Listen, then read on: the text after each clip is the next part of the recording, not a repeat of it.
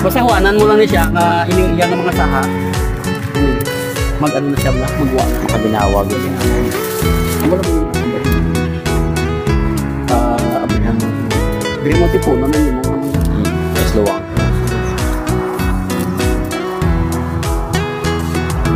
may kayo na ulan no. Yan. Kanami din mo iya. Yung mga bato-bato ko. Amo nang sagabal sa pagkulan. Oo.